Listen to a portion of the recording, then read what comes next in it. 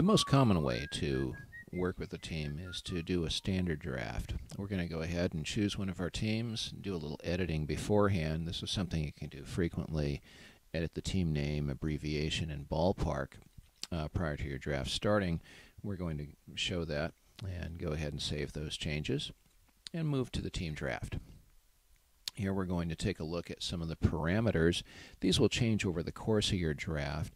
It's always important to look at any print portions of our web pages here at Simnasium. We're going to be able to draft any player at any position, our regular position players, our pitching staff, both starters and relievers, and of course our utility players. It doesn't matter what order. And once you click a position, in this case we just clicked second base, you can select from a number of different parameters: last name, team they played on, the years they played on. You can select multiple teams now. Salaries, both min and max, which way they bat, and of course you can use statistics, both their real, and now we offer the Simnasium statistic array. So here we're going to go ahead and start. Again, it does not matter who you start with.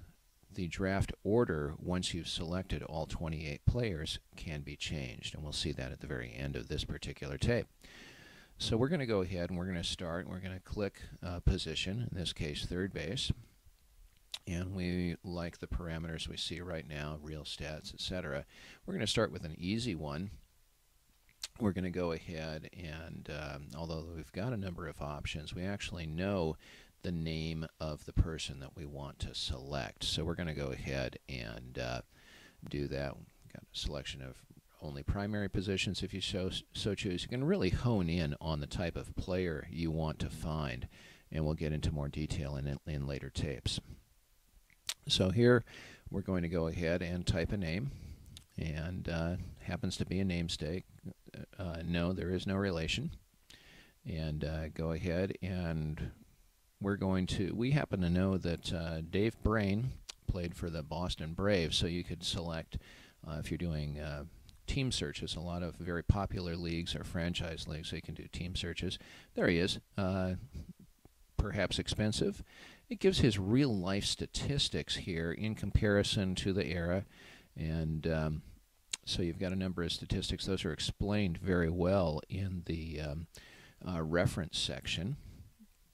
And here we're going to show a little bit of our links. We're linked to both RetroSheet and Baseball Reference. Here's the RetroSheet of Mr. Brain, who was born in England and died in California and Los Angeles.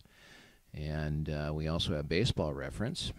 And here we have some additional statistics that are very useful when you're looking at players. They go into the typical batting and fielding, but also appearances on leaderboards, some of the kinds of comparisons that you might want to look at when you're looking at players. Okay, then we're going to go ahead, and all you have to do is click the player to select him. There he goes. It's very important in any draft that you remember to select an alternate. You're going against the other 11 players in your league. It's a good idea to have an alternate. Your alternate for any draft position may not cost more than the player you're originally drafting. So in this case, it's $2,940,000, and so when you click that position, you're going to see players that cost that. So we'll go ahead and select Les Bell and move on to our next player. So you do this 28 times. Here we're going to select a starting pitcher, and in this case we're going to use real statistics.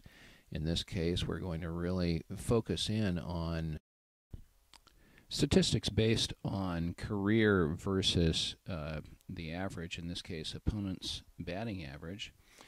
And we're going to go ahead and select a maximum of 120. That means the pitcher's better than the hitters at roughly 20%. And you see they're ranked by salary order.